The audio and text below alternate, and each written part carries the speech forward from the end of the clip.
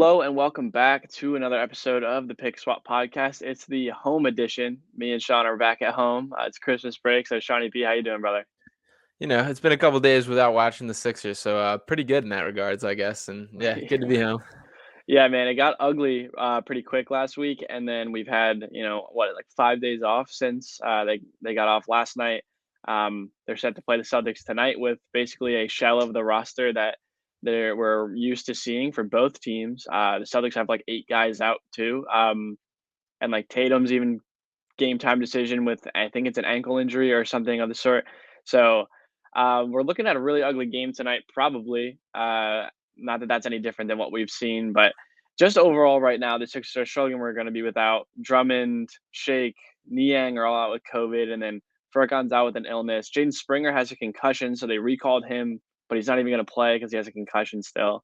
And then obviously Danny Green is game time decision. Joel is also. I haven't looked at an injury report, so I'm not sure if there's anything out recently. But not a lot of guys are going to be playing for the Sixers tonight. Are you worried at all?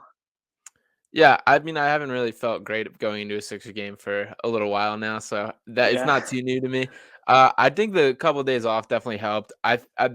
From if it was the Pelicans game, it sounded like Danny Green and Joel, mainly them specifically, were pretty genuine 50-50 shots. I think the extra days had to have helped. I do think Joel is going to play tonight, but I mean that's just kind of the gut feeling, the whatever. So we'll see what happens.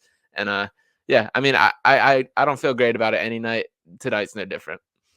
Yeah, that's true. And this is just a really weird time for not just the Sixers, but like the entire NBA. There's like I think almost 70 guys, probably close to 70 guys that are out with COVID related illness right now, which is absurd.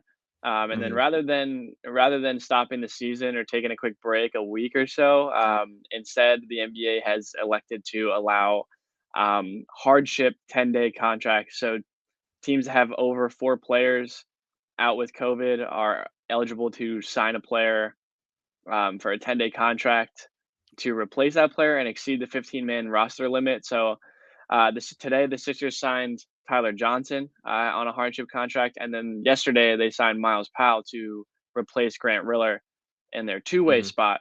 So those two moves, how are you feeling about those two guys? Yeah, I mean, in general, as far as the state of the NBA, this is definitely the NBA's way of saying like we're not shutting down, and they're saying there's plenty of good basketball players out there. Go find them because we're plugging away long way or another, one way or another. And I think the terminology in the Shams report at least was that they'll be required to sign. So the one side, I guess, positive side effect of this is we are going to see a lot of kind of fringe guys get a real chance, which I do think is pretty cool. And even though it is just a 10-day and it's unlikely any of these guys shoulder real serious minutes. It is still cool for guys to kind of get an NBA look. And Tyler Johnson specifically, I mean, it does check a box for a need for the Sixers. He is a very willing shooter, a guy that's bounced around the league a little bit, played for the Nets, played for the Heat, a couple other Suns. games. The Suns, yeah. The Heat's where I remember him most at for his years there. Career averages 9.9 points, 2.3 assists, 3.0 rebounds in 24 minutes per game. He's averaged a little over 10, 13.7 is his career high. So not a bad player considering the circumstances, and a guy that kind of, we'll take him. He's not a guy that I expect to stick around long term or past the 10 days pretty much at all, but I'm cool with it. It's another shooter, another guard on roster, so it can't hurt. Let me preface this by saying how much I used to hate Tyler Johnson. He was like on my list of guys. I mean, that Heat team that the Sixers beat in the first round of the playoffs in 2018 is like one of my least favorite teams of all time, to be honest. And Tyler Johnson was a main contributor there. So I used to hate him. It's not much to hate about the guy. He hasn't even been in the league this year. But I like this like him as the hardship deal in terms of in comparison to other people because like you said, it's a lot of fringe guys. It's a lot of guys that, may or may not be cut out for an NBA roster. And while Tyler Johnson wasn't on a team this year, he was last year. Mhm. And he has been for now this is his eighth season. So this is a guy that is at least capable of running up and down an NBA floor. I'm sure he's still in shape. I'm sure he was still ready to play this year. So I don't hate it. It is what it is. I mean, obviously, like you said, I don't think any of these guys are really going to stick around after 10 days. But who knows what he shows in this time? But I think we kind of talked about it a little bit before we started. I think we're both, and a lot of the Sixers fans are more excited to see the younger guys, and whether that be Aaron Henry or Mhm. Paul Reed's going to get shots tonight. It's going to be a plethora of guys that like we're not necessarily used to seeing a lot, but we know their names, and it'll be nice to see what they're able to do in an NBA game. Yeah, 100%. And Tyler Johnson doesn't crack my list of hateable. I have a lot of weird hate guys, but he is not a guy that kind of makes my list for that. He does look exactly like Mo Schrute from The Office, so Yeah, we do have that to look forward to at least, and seeing that on the yeah, bench. As far as Miles Powell, to talk a little bit about him. yeah. I'm very disappointed in Grant Riller not working out. I was a huge fan of his game, and I really do think that he does have the talent, and I hope he lands somewhere. This was mainly just kind of a health thing. He's battled injuries his whole time since he's been here, and he's undergoing shoulder surgery, which can be a 4 to 6 month that he's going to be out. So this was mainly a decision just based on the Sixers need healthy bodies right now, and he simply isn't that. So best wishes to him. I hope he lands somewhere and finds a spot in the league because I do think he does have the talent to. Miles Powell, I mean, local kid, grew up in Jersey, went to BCIT, Medford Tech, uh, bounced around. A guy, he's a very likable, very fan favorite guy. I'm not quite as excited about him as a basketball player as I was about Riller, or I guess moving forward. He can definitely score the basketball, but he is a little bit of a hot cold. He was the man at Seton Hall. He totally was, and I hope he kind of gets a spark and can make things happen. He looked okay. I watched the G League game with him last night that he played in. He only had 5 points, shot 2 of 12 from the field. Wasn't a crazy game out of him, and I think he will get his footing underneath him. He's only played 2 G League games this year, one against the Blue Coats and one for the Blue Coats, which so I mean he's got plenty to go. We'll see if he gets a real chance. Again, I'm happy it's another guard. I'm happy we're adding that. It's position of need, but I don't have sky high expectations for Miles Powell.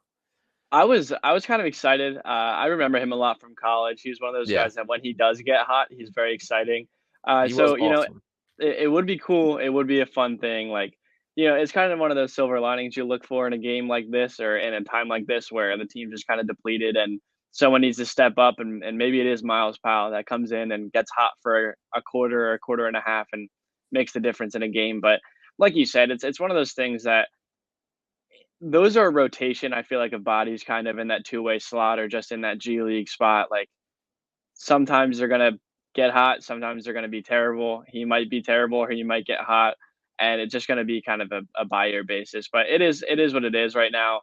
There's, like, not I feel like there's just not too much to say. Like, today was a kind of a slow news day, aside from obviously the Tyler Johnson, but, like, if that's the biggest thing that happens is that Tyler Johnson gets signed, it's kind of just it's just a weird situation right now, but like, I wish I could I'm gonna go through and look at the Celtics, who they're missing, but I know, like, Horford's out, Richardson is out, Tatum's game time decision. I wanna Grant Williams is out.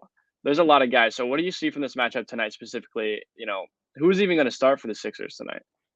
Yeah, I mean, this podcast will probably come out after the game, so you guys will have a better Yeah. read on it than we will. But I do think Embiid is going to play. I think the Sixers are going to. I do have optimism about this game. I think they are going to pull out a win and find a way. But I mean, it's so weird. It feels like, and because it is like this, like every single NBA team is just kind of a shell of themselves battling COVID.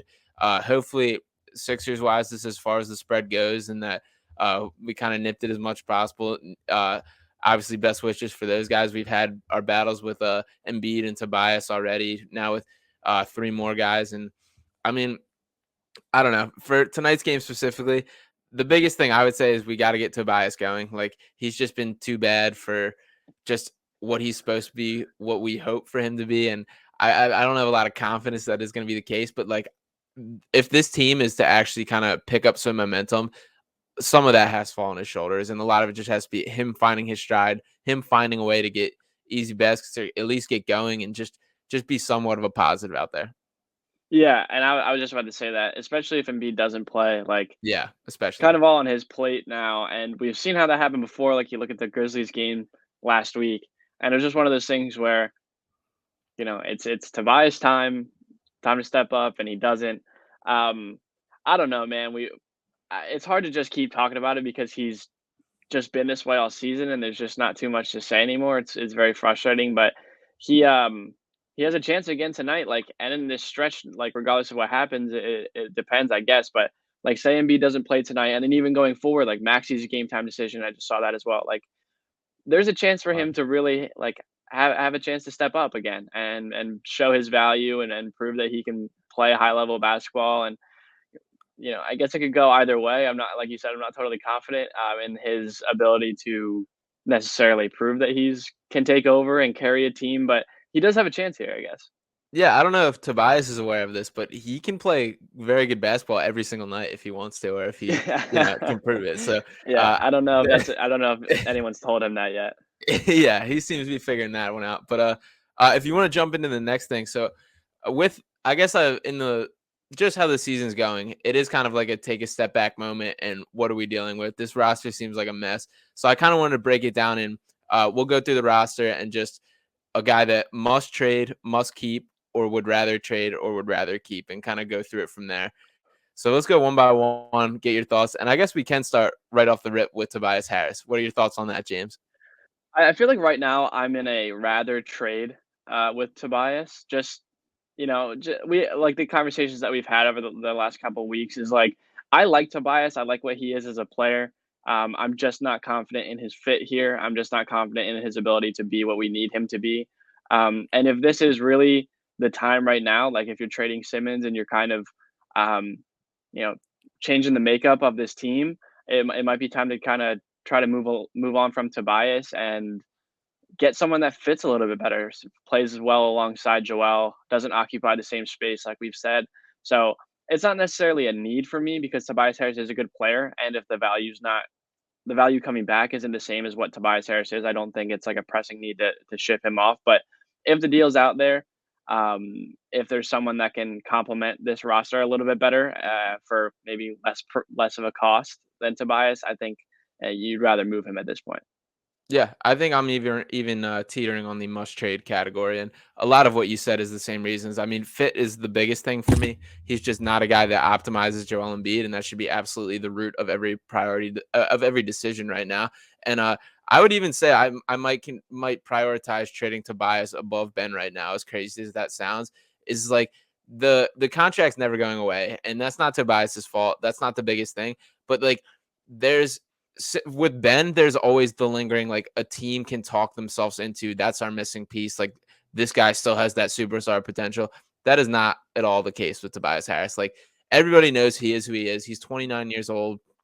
And like even a swap as simple as like when we think about like a Kevin Love and pieces and some sort of deal built around like that knocks a year off the contract, which potentially frees up space for like a legitimate guy that we can trade for, or a legitimate free agent piece, high ticket guy, and and a guy that just simply is better fitting. Like Kevin Love and Embiid is a lot more better duo than Tobias and Embiid when we just think about floor spacing, a guy that is a legitimate stretch four rather than the Tobias kind of mid range thing. And I also kind of sat back and thought last night, like, Daryl Morey must hate Tobias. Like, he's everything that he Yeah. doesn't want in a basketball player. When we think about the track record of Morey, when he's built these Rocket teams and the players that he's looked to bring in, it's all quick decisions, launching threes, fast pace, and that's just all the opposite of what Tobias Harris is. This is a guy that takes forever to make every single decision. He will pass up an open three to dribble and take in contested mid range. And that's just the opposite of what Morey has built his principles around. So I really do feel like at this point in time, like we have to give it one last run with like building around Embiid. And I think we kind of got to take one step back to be able to go forward in that regard. So I'm okay with getting out with Tobias, and I would love to see it happen.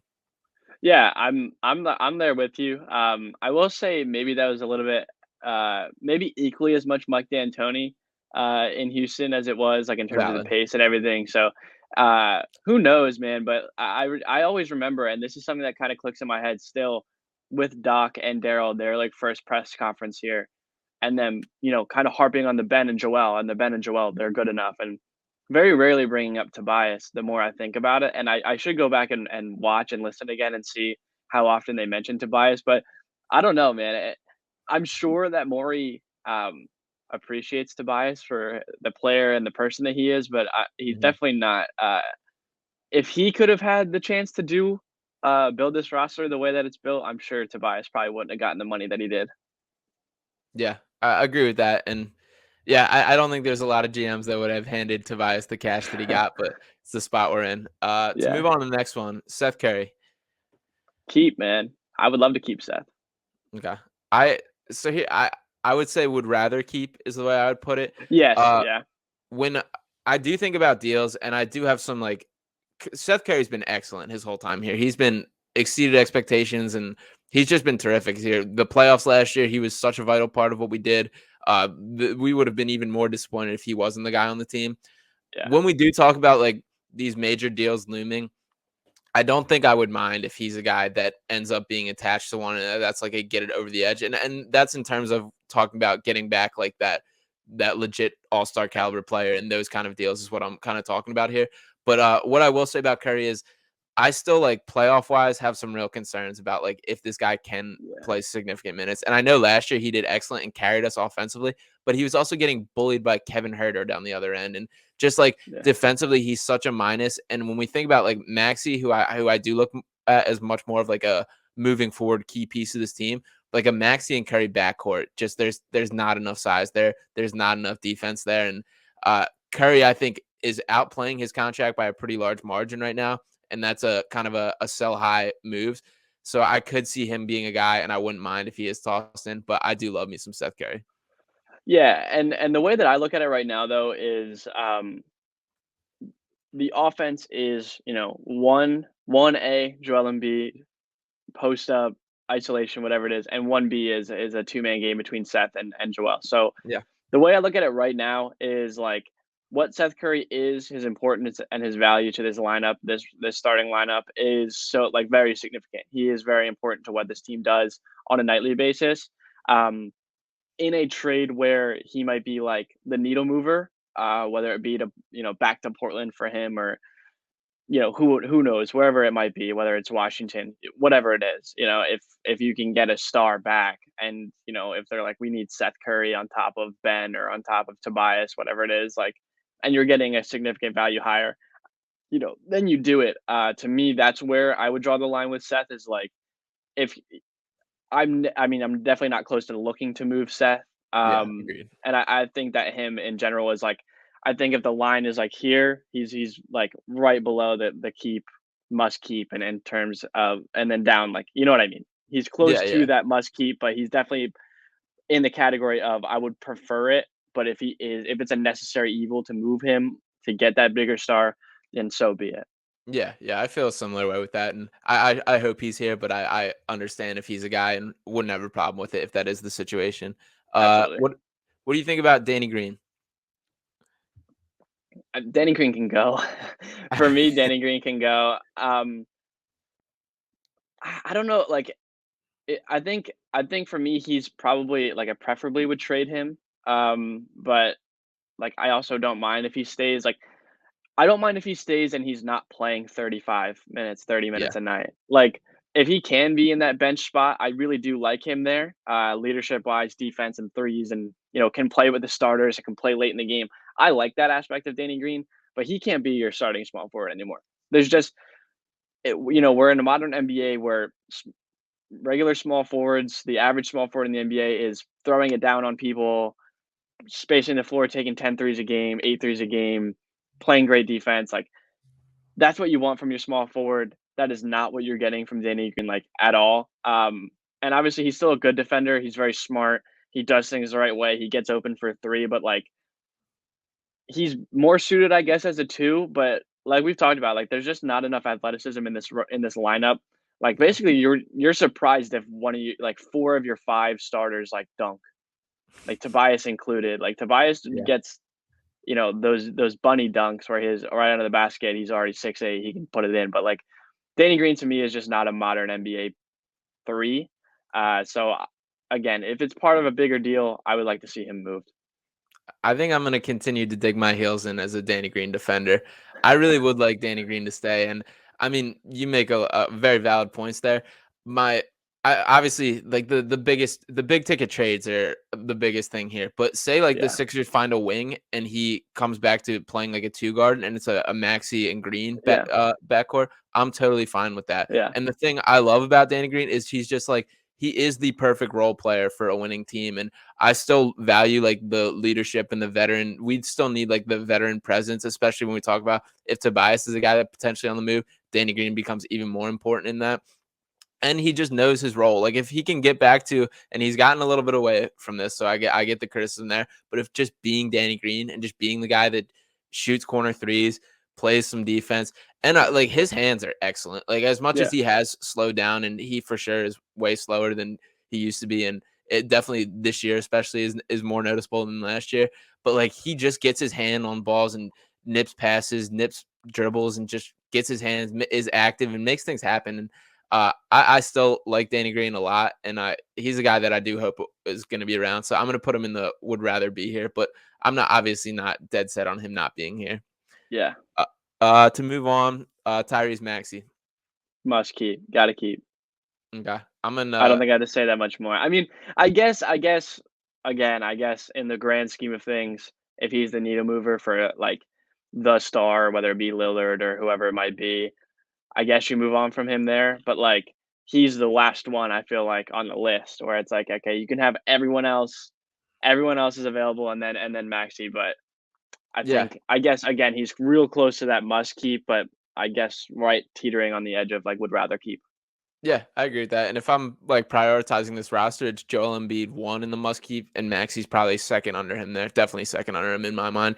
The things I still think there's concerns in Maxi's game, and the biggest thing, which I will throw a lot of this on Doc Rivers, but not entirely, is there has to be some if Maxi and Embiid are going to be your two best offensive players, which they should be based on what we've seen and what they both have proven to be able to do, there has to be some sort of chemistry and connection in those two playing together. And it is a little concerning me that like there still has not been a lot of progress in that. And again, I do think some of that is the sets they run and the Doc Rivers and the putting him in the dunker spot. And there's a lot of valid complaints there, but I just would like to see more of that. And just like, I mean, when we've seen the Maxi, like him having his days, it's always been without Embiid, and it really hasn't like equated to wins. And I know that's like a lot to throw on his plate. And this guy's still plenty young. He's got a super bright future, and I hope it's in Philadelphia. But I'm not like there's still little things to nitpick there. Like he isn't perfect as much as like he's made out to be by a lot of people. But I absolutely love Tyrese Maxey. I love his personality, the work ethic, the on ball court. So I do really hope he's around for a long time. Um, Ben Simmons. I mean, I think we're on the same camp on this one, but we'll touch on it. Yeah, man. Again, I if he's not gonna play here, he's got to go. You know what I mean? If Mm, it's just got to be get him out. If it's not gonna be some sort of rekindling of this relationship, which I really don't see at this point, and from everything we've heard and seen, it doesn't seem like it's gonna happen. Um, I miss Ben. I'm gonna say it. I really do. so I do the miss watching Sixers. him play, and yeah, so do the Sixers. I really do. I kind of came to that realization again last week or towards the beginning of last week, where I was just like, "Damn, dude, this sucks." He was always my favorite player. I was always Team Ben for a long time, so it sucks not seeing him play. It sucks not rooting for him anymore. But if he's not going to be, on the train that's moving, you gotta move him off. So I guess again, I guess it's must move at this point. Yeah, I mean, in general, I agree.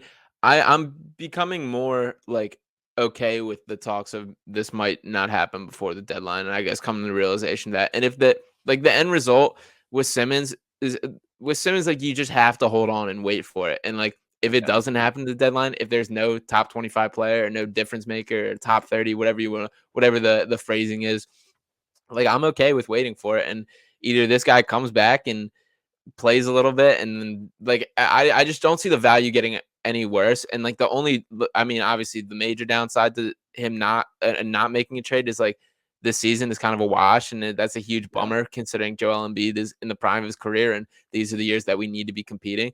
But like if it doesn't happen, it doesn't happen.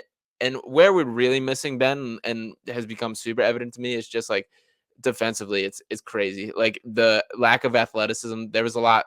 There's so much that just like he would be a game changer in that regard. And I don't expect for him to come back in any part, but I still think there's a part of me that's holding out. Like if we push this past the deadline, this guy has to have some sort of desire to play basketball at some point. And there has to be a point where it's like, get your morals out of the way or whatever's holding your back and get off your high horse and actually play a little bit. And I do think there's a shot of that. I think Morey's willing to push that. So I am starting to like the thought that this might be a off-season issue as well is growing in my mind. fire Uh, Doc. upgrade Sam Cassell, bring Ben What's that? back. That's said fire Doc, promote Sam Cassell, and bring Ben back is my plan of action. Yeah, that's solid. I've heard worse ideas. Yeah, right. Uh, Matisse Thybulle. I would rather keep, but again, he's another guy that if it calls for him to be part of the trade, gotta go. You know what I mean? He's a great young player, but we all know his flaws. They're very evident at this point. And like I said, he's on the list of guys that like you'd rather keep just because of his potential and what he can bring, like what we saw against Golden State. Like having a specialist like that can really change the game is valuable to a roster, is valuable to a team, especially a team that has like championship aspirations. But in terms of like a must keep, I don't think he's in that category just because he's 24. Yeah. He is what he is right now, and I'm assuming he works hard, but it's hard to see all. And he's shooting more.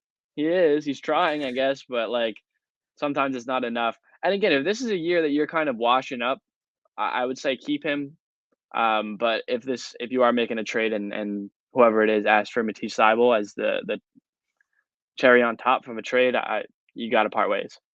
Yeah, I think I'm swung over to the would rather trade on Matisse, and I Mm, mean, he is like defensively, he's obviously like such a unique talent in the things he does there, but just like how elementary he is on offense and just the lack of development is so frustrating to me. And he just frankly like is not playable for long extents because of that. Like we see the highs and lows with him, and the Warriors game, the job he did on Curry was obviously insane and some of the best defense that Curry's ever seen in his entire career. And then it like goes out there the next game and against the Heat and just like he was a large reason why they lost that game. When they drop into the zone, they just flat out don't defend him and he just shoots 0 for yeah. 5 from the field. And it's like against in the right matchup when we're playing teams with like that elite perimeter player and guys like that, it's awesome. But it's so frustrating to me just just get a little bit better at offense. Just show me signs of growth, and there just really hasn't been in my mind. Like there's little things you can nitpick and look at, and like, oh yeah, the cutting's great there, and look at what he did this, and but from the larger perspective, like I just don't see this guy getting to the point where he can shoulder more minutes than he is right now. There's also one thing I will say about that because it's true, definitely true, and incredibly frustrating that he hasn't figured it out yet. But like again, he's used as a 3 and D player. He's used in the offense with no hint of creativity to figure out how to optimize him as a player. The only thing that they've done other than stick him out of the 3-point line is let him stay in the dunker. Yeah, And like that's the only thing that Doc Rivers has in the playbook. Like I wish Doc Rivers was on the list because like Doc Rivers to me would be like a must go. Like it's starting to just get so absurd. Like how did Team Australia, and I know the Olympic basketball is different. How did they figure out how to get him to be more effective offensively? yeah, He pick played and roll. his best basketball with the Australian national team, who got bronze, which they're a good team and they have a strong team. But like how does someone have him for a summer and figure him out better than Doc Rivers, who's had him for a year and a half, who can't has no idea how to use him, and instead of figuring it out and letting him work through it offensively and learn how to use him as a threat offensively, and however it may be, like they use Bruce Brown in Brooklyn, rather than that, and then letting his defense shine, you just stick him out of the 3-point line, and then when he's over 5, you say, "Oh, we can't play him. He can't shoot," which is understandable because he can't shoot. But when you're not giving him any other options, it's Yeah, hard for him to do anything else, and it's just frustrating for me. That's where yeah, I yeah. stand. All fair, and I mean, with Australia specifically, they did a lot with the pick and roll with him as a screen and roller, which has never been done here. He hasn't done Never any of seen that. it. Yeah, the throw him in the dunker spot has become like the purgatory of Sixers basketball at this point. It's like this is just whatever I don't know what to do with. His Docker just says go Yeah. here and sit there. So and kind of crazy the level of talent that he has turned in when we think about whether it be Ben Simmons, Tyrese Maxey, Tobias Harris, Matisse Thybulle. Like it is just kind of like I don't really know what to do with you. So go stand there, maybe try and catch a rebound, whatever. Yeah. And the other thing I will say about Matisse is I think as far as like capitalizing on a good deal, like I think there's plenty of teams that would fall in love with Matisse at least like to the level that I think he would give more than he's worth, and that to me is potentially worth capitalizing on. And I mean, it all depends on like the outlook and what's going on behind the scenes, but like I do think that's a sell high candidate if we can get something for it. And as great as the defense is, like there's guys that can play like slightly worse defense and way more on offense. And to me, that's a Yeah, trade off worth taking. fair. How about Shake Milton? I'm like pretty indifferent on Shake, which is like sad to say because I used to be really high on Shake, and I think if you asked me before last season what I thought of Shake, he probably would have been in the really would rather keep. But at this point, Shake is. I think at this point you still rather keep him just because the contract. There's value to the contract, and you're probably not getting much back for Shake. But again, I'm not heartbroken if he's moved because he just kind of is like a grossly average NBA player. Yeah, the only thing I will say is like I feel like moving him in the short term is still capitalizing on like his contract's kind of valued at a plus versus Yeah, like if we kind of wait on it and like keep him around, he just becomes like a guy and just like a and he kind of already has become just kind of like a guy, and a it guy. is disappointing from the Milton mania that we've seen in the Doc Rivers, how the NBA hasn't caught up to Shake yet, and all the wonder quote and fluff, but it is disappointing kind of the fall from heavens how quickly it becomes, but there just is. I think Shake would do better in different places. Like if he's surrounded by like athletes and fast pace and is kind of like that change of pace kind of guard, I think he could do very well in that. That is not at all what the Sixers have set up for him. And it's very scary that he's kind of the fastest guy in the second unit because that is not at all his game. But so to be fair to Shake, like this isn't the ideal way to optimize him either. But I don't know. I would be more than happy to move on from Shake. Yeah, I think so too. Um, Furkan Korkmaz. Furky, uh, Furkan's just been so bad, man. He started I don't so even good. started so good. He really did, and I think there's still a good Furkan in there. It's been a tough slump for him. I don't know, man. He's a guy I'm comfortable with staying, because I think Furkan at his average is a good player, but Furkan at when he's bad is, like, really bad. So again, he's a guy that he's a good contract. I think he has a good contract right now.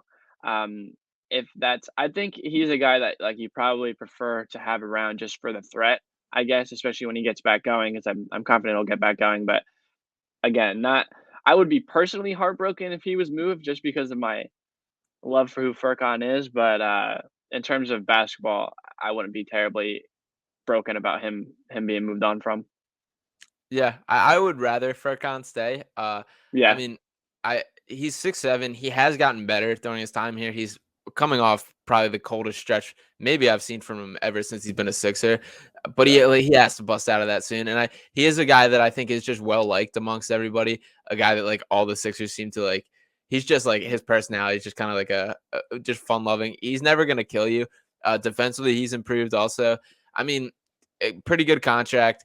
A guy that like is tradable, but like definitely is fine with staying around. And I mean, I like just having the when we think about how much turnover this roster has had, like Furkan and Embiid will be the two longest tenured Sixers, assuming Ben is traded. Like the Ben, Embiid, and Furkan are the longest three right now. So I do like having kind of like a homegrown guy stick around, and yeah. I would rather Furkan stay. I wouldn't be heartbroken if he's not. Agreed. We'll do one more. Isaiah Joe. I don't know, man. That's a tough one because it's there. It really is there, and I think, I wish that he would get more consistent minutes. I think that once he gets comfortable, he could be, a really good threat from outside. I don't know if that is there yet, and he's inconsistent, but so is his minutes. Like, his minutes don't match, his inconsistency, so I don't know. I guess I think I'm gonna put him in the would rather keep. Yeah. Because I just think that there is a lot of like the way that we see role players and 3 and D players in this league, like I think Isaiah Joe really does fit that. Um, and again, he's part of that young core that's been, works their asses off, is in the gym all the time, is like a really good high character guy. So I think Isaiah Joe falls into my would rather keep category. Yeah, I would also rather keep. He's been a guy like that. My dream for him is the way it shakes out is like we empty kind of the bench players ahead of him and he moves up to that role because I think he could be ready for that. He also like he looked fearless like coming into this year, and that's kind of been the rep on him. Is just like he'll shoot whenever. It hasn't been that way these past couple games and like the kind of latest stretch, and I think a lot of that is like it is tough being on the cusp the way he is when it's you think about like if you miss a shot, you're kind of getting subbed out, and that's a tough way to play basketball. So I would love to see him kind of just get more opportunity and be allowed to play more freely. But I would rather Joe stick around. He's a guy I could see getting poached by another team fairly easily. He that though maybe in a different way, but almost reminds me of like a Landry Shamet. The way Yeah, that we yeah, like viewed Landry and what he was, and then like when he got traded, he's been very solid everywhere he's went. Obviously, he's bounced around a bit, so he's not valued that much by anyone. But like, he's been a very solid player that, on and all he's obviously contending teams too. exactly. So I think Isaiah Joe to me is a guy that I would really like to keep around just to see what's there. I think it's worth keeping him to just to see how it plays out. But like I said, I think once his minutes get more consistent, I think he will also become more consistent because like shooting in the G League, shooting in summer league, shooting in the preseason, like the rim is still 10 feet high. Like he's still shooting from 25 plus. Like that's all that matters. And I think we've seen enough from him to know that it's there. And he's like a skill set that is really valuable in the NBA. So I'd love to see him stick around. Yeah, agreed. And I mean, I guess we'll throw one more real quick. B-ball Paul. I would be pretty heartbroken if B-ball Paul was traded. Yeah. Yeah, I like Paul a lot. He's really hard to dislike, obviously. But again, I don't know where he falls. Like he's in a weird spot right now. Like he's not a 4, he's not a 5. Very raw still, and he's not that young. Um, or is he 22? So like he's still 22. young, obviously. Like there's still a lot of growth there. And another guy that I think is like a cerebral worker. So things obviously probably will get better with him, but I would prefer to keep him just because I think that he's a really unique player and a guy that could grow into something really fun and unique for the Yeah. Sixers. But again, if someone else is like, we need Paul Reed, who are you to say no? Yeah, no, for sure. And I think I am a Paul Reed fan for life. So if he was traded somewhere, I would be all about it. Him growing there. I do really believe that there's something there worth developing and something kind of in the Pascal Siakam type of mold as a player. Like I don't think he is the true big in the kind of way that the Sixers kind of keep kind of pigeonholing him into. But I would just like to see him develop and grow, and he hasn't got that opportunity. I wish there was a commitment to him as well, to just giving him consistent minutes to seeing what he can become, and there really hasn't been that yet. So I've been disappointed in that. Quick updates on game tonight. Tyrese Maxey is out. I don't know if you got that update, but I didn't see Miles it. Powell is expected to play. Seth Curry will be starting at point guard. So let's get Nice. weird. Yeah, Is Embiid anything on Embiid? that's nothing on Embiid right now. Well, they play in like an hour, so I'm assuming we'll know Right soon one way before. or another. Yeah, probably 10 minutes before. But yeah, that'll be interesting. It's gonna be one of those nights. It's gonna be one of those nights that we sit through a game where it's like 6 guys that have literally never worn a Sixers uniform before. So it'll be Yeah. fun though. hmm Yeah, and I Well, think that's all I got on the player front. So yeah, I was you gonna can say take I the think wheels we're probably not gonna preview too much considering this will probably come out afterwards. But the Sixers are they in Boston tonight or are they at home? in Boston. In Boston, and then who do they have next? Uh, it's a good question. Let's see. Yeah, let's see. They are The at Hawks. home on Thursday against the Hawks. So, tough couple games here. Hopefully, they're back closer to being healthy on Thursday. But regardless, that if you're good to go, I think we're good to go. Yeah, I'm good to call it. Daryl Uh, Morey, get active. yeah, absolutely. We're waiting here. We're really struggling through it. But regardless, thank you guys for listening. We'll talk to you guys soon.